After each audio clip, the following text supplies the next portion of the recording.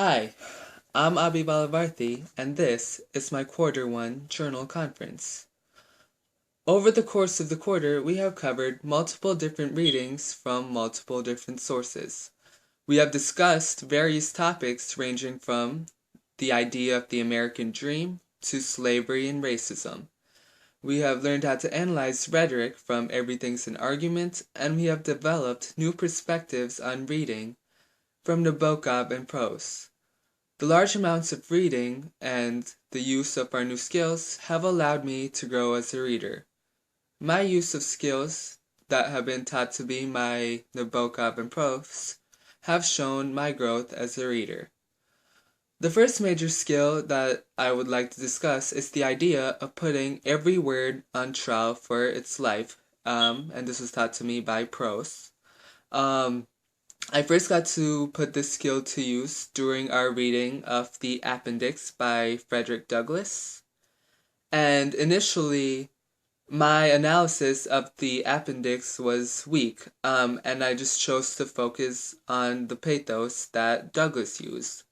On the right side of my journal, while discussing Douglass's powerful word choice, such as women whippers and cradle plunderers, I said that Douglass uses his powerful word choice to convey his argument against slavery.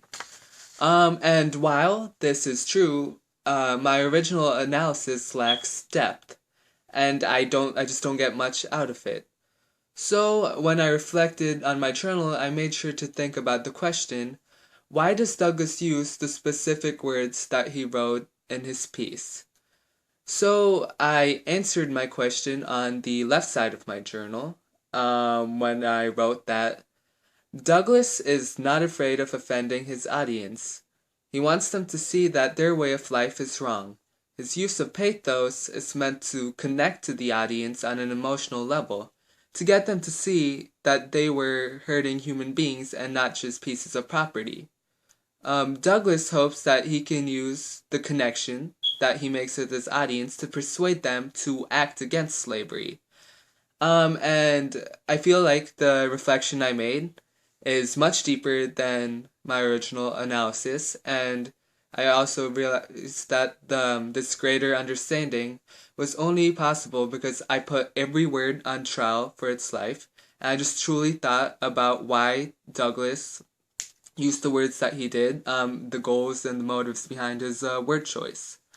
And by using the skill that was taught to me by prose, I was allowed to connect to the author, and I also allowed me to grow overall as a reader. The second major skill that I want to talk about is the idea of staying objective by Nabokov. I first put this skill to use during our reading of The Adventures of Huckleberry Finn over the summer.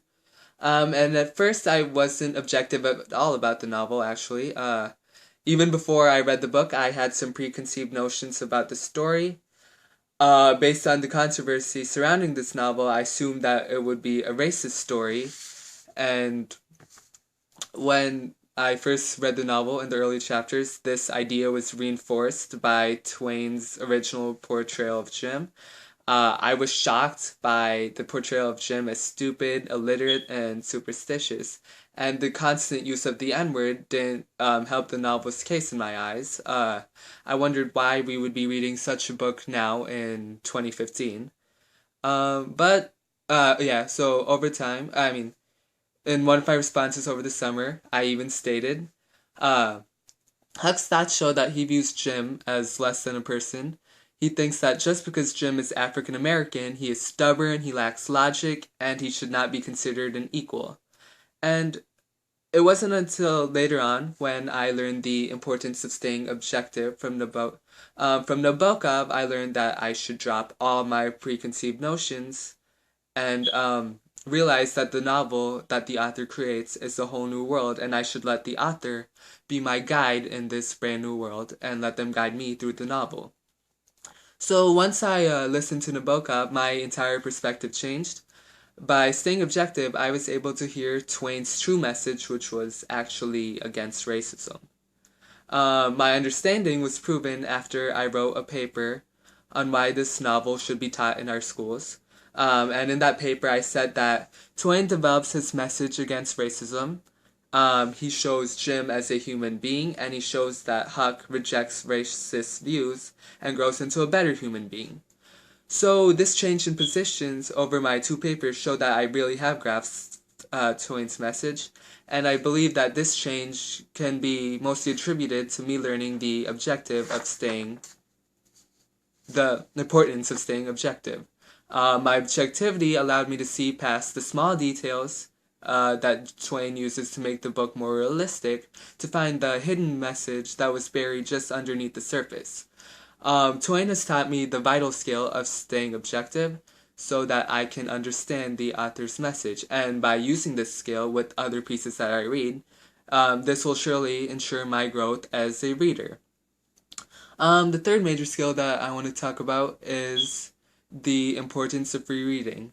And see, while this seems like a very basic idea, rereading the text has many benefits to it. By doing so, the reader is allowed to notice smaller details and other elements of rhetoric that they may have missed during their first reading. This is true for me as I tried to gain an understanding of Benjamin Banneker's letter to Thomas Jefferson. When I first read the piece, I missed the importance of some of these rhetorical devices. I noticed the piece had a passive-aggressive tone and used ethos throughout, and by ethos I mean specifically how Banneker treated Jefferson with respect. He continuously called him sir, but however I wasn't sure of what the actual reasoning behind that was. I was wondering why Banneker wasn't as direct like Douglas. So in order to try to gain an understanding of this piece, I had to reread it multiple times and try to find the meaning of Banneker's rhetoric. And by doing so, I was forced to think about the letter and try to approach it from multiple different angles and perspectives. So I was eventually able to find out Banneker's reasoning for his passive-aggressive tone and his use of ethos. My understanding of his rhetoric is shown in the paper I wrote comparing Banneker and Douglas. And so concerning his ethos, I stated that the respect that Banneker gives is a form of flattery. And by using flattery, Banneker is not only earning Jefferson's respect, but he's also making him more receptive to his own argument. And concerning Banneker's use of passive-aggressiveness, I said that Banneker uses a passive-aggressive tone to try to get his message across. He uses Jefferson's own logic against him and essentially calls him a hypocrite. However, he's not attacking Jefferson, he's just pointing out where Jefferson went wrong, which would make Jefferson re-examine his views and consider Banneker's argument. The fact that Jefferson wouldn't be offended makes it much more likely that Jefferson would think rationally through Banneker's argument and try to take action and figure out what his true meaning was. And because I reread the text, I was able to understand Banneker's use of rhetoric. I could see why he chose to be very respectful, but also why I could see that his passive aggressiveness also had an impact on his argument. That it was just strong enough to get his point across without offending Jefferson. But in addition, this argument also allowed me to craft a deeper argument in my paper, since in the beginning I wasn't sure what Banneker's goals were, but thanks to rereading and questioning the text, I was able to figure things out and craft a deeper argument for the synthesis essay that we wrote. And by rereading the text, I had learned that I would be able to truly understand the author and pick out any details that I may have missed in my reading. So while rereading seems like a very simple skill, it is also very effective. And this skill is what has allowed me to grow as a reader.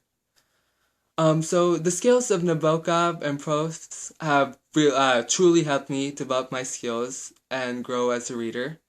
The ideas such as putting every word on trial for its life, staying objective, and reading the text have all contributed to my growth as a reader throughout this quarter.